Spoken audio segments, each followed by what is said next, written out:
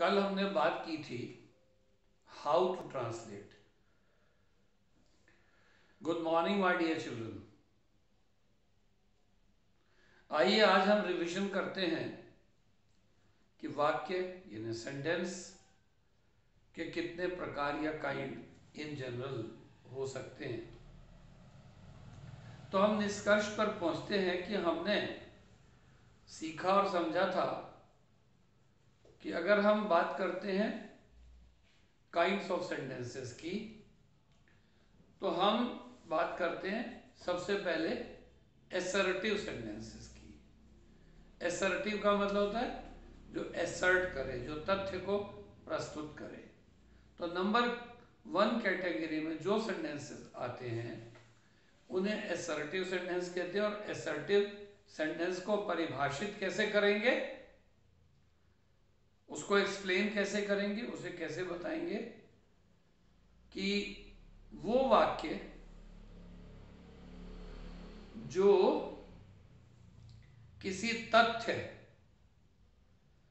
या किसी घटना का सकारात्मक या नकारात्मक वर्णन करते हों उन्हें एसर्टिव सेंटेंस कहते हैं। अंग्रेजी में कहेंगे an assertive sentence expresses facts मतलब तथ्य और डिस्क्राइब्स एन इवेंट या वर्णन करता है, समझाता है किसी घटना के बारे में। उदाहरण के लिए सांप का काटना घातक हो सकता है, ये बात सच है। और इसी को हम अंग्रेजी में कह दें तो हम कहेंगे snake bite can prove fatal. तो ये अफर्मेटिव सेंटेंस हुआ, पॉजिटिव सेंटेंस हुआ, इंफॉर्मेशन हुई। और दूसरा इसी का सेंटेंस अगर हम लेते हैं तो वो हम लेते हैं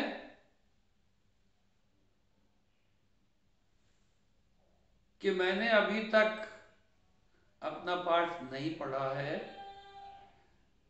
आई हैव नॉट स्टडीड और रेड और लर्न माई लेसन।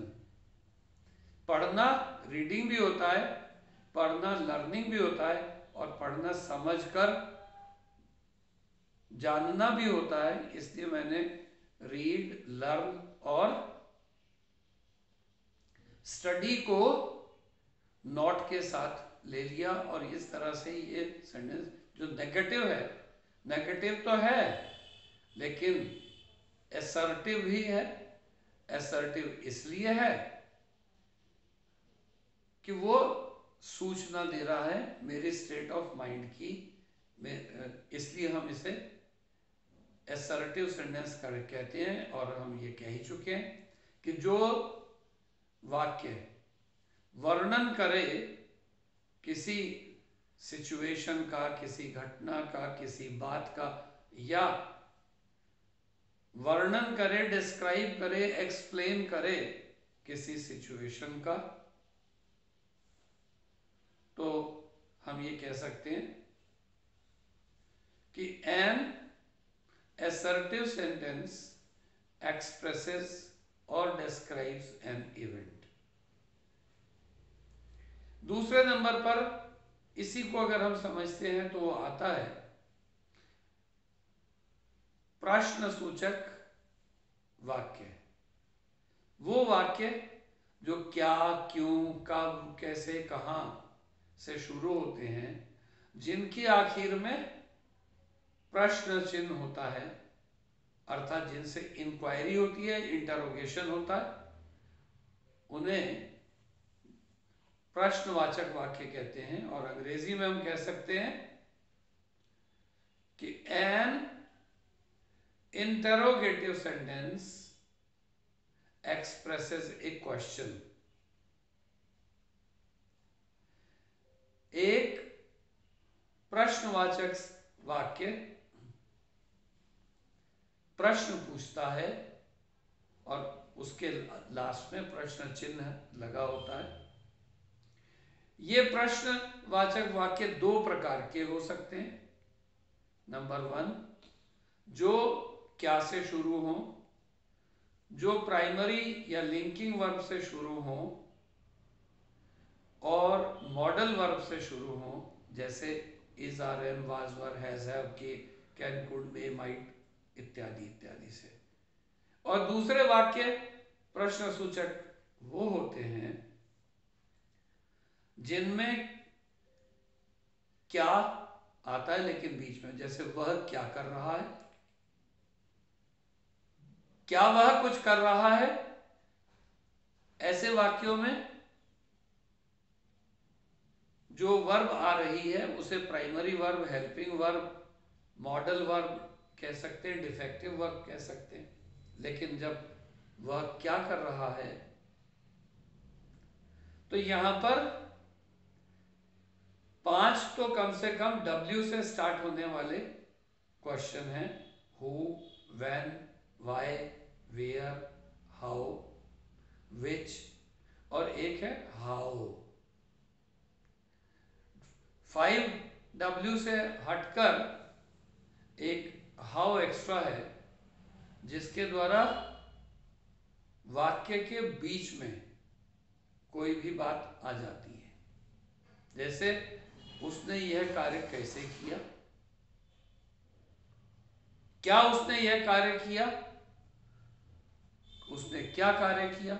इन दोनों में आपको सीधा सीधा अंतर समझ में आ रहा होगा और उदाहरणों से ले सकते हैं। क्या आपको कॉफी पीना पसंद है? Do you like taking coffee? क्या आप इस समय रोज व्याकरण समझाते हैं? Do you teach grammar at this time every day? क्या आप इन वाक्यों को एक बार फिर से बता सकते हैं? Can you explain such sentences once again? आपको ग्रामर का अगला खंड पढ़ाते समय पिछले खंडों को रिवाइज करना चाहिए। You should revise what has previously been done। तो अगर क्या आपको ये रिवाइज करना चाहिए तो should you revise what has been taught।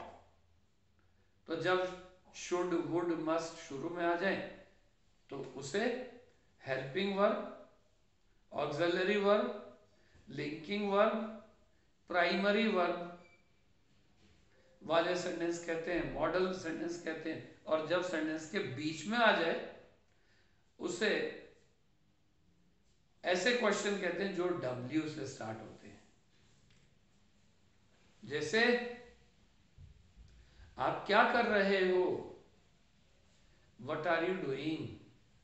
आप कहां जा रहे हो? Where are you going?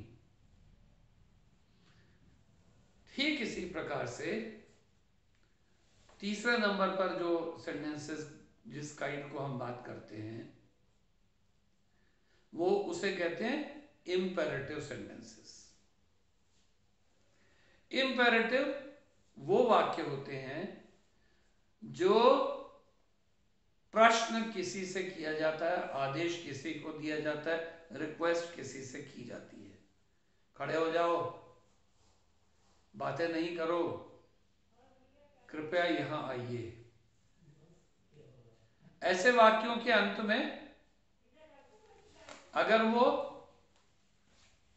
निवेदन है, सलाह है, तो प्लीज और रिक्वेस्ट, एडवाइस और सजेस्ट आदि वर्ड लगते हैं। और अगर वो इंस्ट्रक्शन है, अगर वो ऑर्डर है, अगर वो कमांड है तो ऐसा कुछ नहीं होता। जैसे stand up, sit down, come here, ये आदेश भी हो सकते हैं।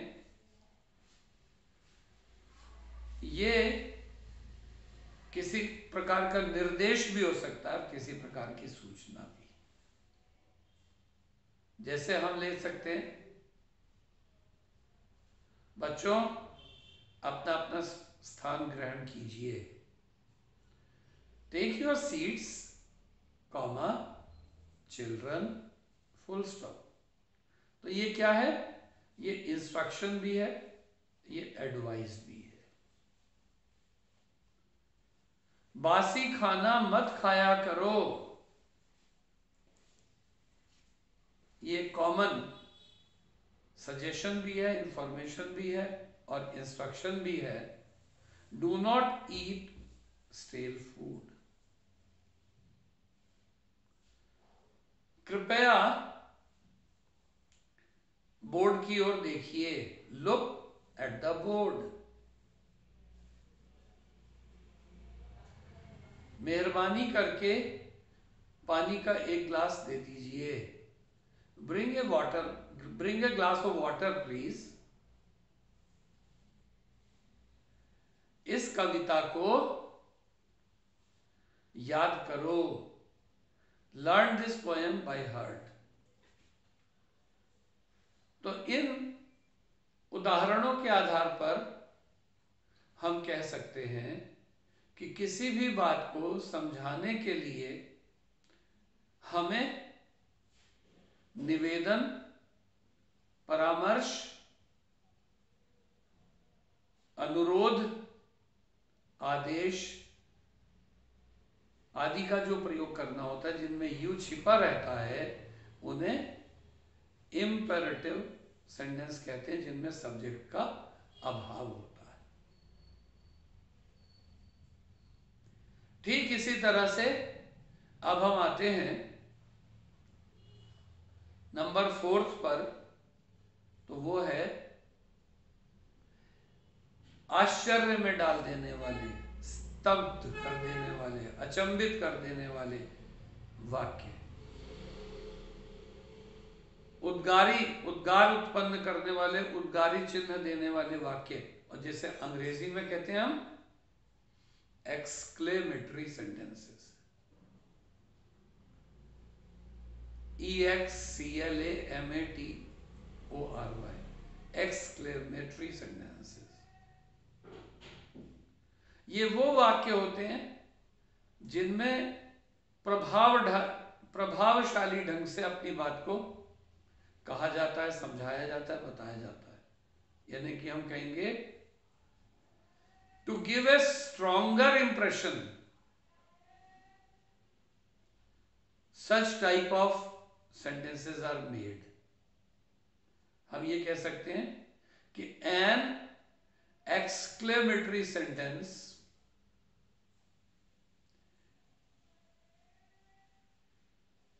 makes the expression stronger, emphatical, surprising, astonishing। इसमें ज्यादातर इंटरजेक्शन, संबोधन चिन्हों का प्रयोग किया जाता है, जैसे अलास, ब्रेवो, आहा। जैसे हम साधारण रूप से कहते हैं कि दुर्भाग्य, वो तो बर्बाद हो गया, तो ये साधारण वाक्य है। अनफॉर्चुनेटली ही इज रूइंड, ये एक साधारण वाक्य हुआ। लेकिन अगर ये एक्सक्लेमेटरी होगा तो अलास, ही इज रूइंड। जैसे उसने बहुत ही मूर्खतापूर्ण अभिनय किया, ये साधारण वाक्य है। ही एक्टेड वेरी फुलिशली, लेकिन इसमें अचंभा दिखाना है, आश्चर्य दिखाना है, दुख दिखाना है, तो हम कहेंगे हाउ फुलिशली ही एक्टेड। ये सभी जानते हैं कि गुलाब सभी को सुंदर लगते हैं। तो हम ये कहें कि गुलाब के फूल बहुत ही सुंदर थे, तो हम सिंपल वे में कहते हैं रोज फ्लावर्स वर वेरी लवली। अरे गुलाब के फूल कितने सुंदर थे, तब भी तो वही बात कह रहे हैं, लेकिन मुस्कान के साथ, खुशी के साथ, आश्चर्य के साथ। तो हम ये कहते हैं हाउ लवली दीज रोजेस वर। तो उसका एक आकर्षक रूप बन जाता है, विधि बन जाती है, पद्धति बन जाती है। इस तरह से हमने असर्टिव सेंटेंसेस बनाए, इंटरोगेटिव सेंटेंसेस बनाए, इंपेरेटिव सेंटेंसेस बनाने की विधि सीखी और एक्सक्लेमेटरी सेंटेंसेस फ्रेम करने का तरीका जाना। और आइए अंत में बात करते हैं किसकी? ऐसे वाक्यों की जिनमें इच्छा या प्रार्थना सन्निहित होती है। इच्छा और प्रार्थना सन्निहित वाक्य, जिनमें इच्छा और प्रार्थना शामिल हो, कि जिन वाक्यों के द्वारा भावनाओं की आंतरिक अभिव्यक्ति हो, जो वाक्य मन से निकली शुभकामनाएं, आशीर्वाद प्रकट करते हों, ऐसे वाक्य अधिकांशतः मे से स्टार्ट किए जाते हैं। जैसे उसकी दीर्घ आयु हो, ये इच्छा है हमारी, ये प्रार्थना है हमारी। तो मे ही और शी लिव लॉन्ग। तुम्हें आशीर्वाद है और अपेक्षा है कि तुम्हें छात्रवृत्ति मिल जाए। तो आशीर्वाद है और प्रार्थना है, उसके लिए हम कह सकते हैं may you win A scholarship.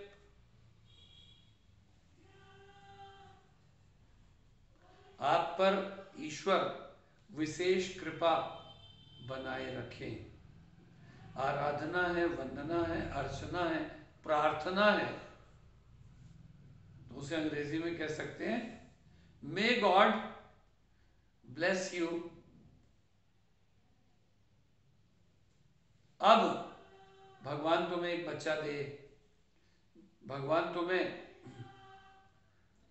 धन धान्य करे, तो may God bless you with a son, या may you be prosperous in life, से स्पष्ट है। और ये बात और जान लीजिए कि जो वाक्य एक्सक्लेमेटरी होते हैं या जो वाक्य ऑप्टेटिव होते हैं, इन दोनों के लास्ट में साइन ऑफ एक्सक्लेमेशन लगता ही है। इसके अतिरिक्त बीच में एक चीज और प्रायः छूट जाती है। शब्द वो होते हैं जो अक्षरों से मिलकर बनते हैं और उनका एक अर्थ होता है। वाक्य वो शब्द होते हैं जिनका कोई अर्थ होता है। और हमने 5 तरह के वाक्य रिवाइज किए, रिपीट किए, सीखे। लेकिन इनके दोनों के बीच में एक चीज आती है, उसे कहते हैं इनकम्प्लीट सेंटेंसेस। हिंदी में कहते हैं उपवाक्य। तो जो उपवाक्य होते हैं वो कैसे होते हैं? जिससे अंग्रेजी में कहते हैं a group of incomplete words या having incomplete meaning is called a phrase. जैसे on the table, in summer, on his asking, वगैरह वगैरह क्या है? अधूरे वाक्य। तो इस आधार पर हमने कल जैसे वाक्य विधि सीखी थी, वाक्य की संरचना सीखी थी, वाक्य का निर्माण करना सीखा था, उस आधार पर हमने 5 प्रकार के वाक्य बनाए। और कल हम बात करेंगे उन वाक्यों की जिन्हें लिंक करते हैं या जिनमें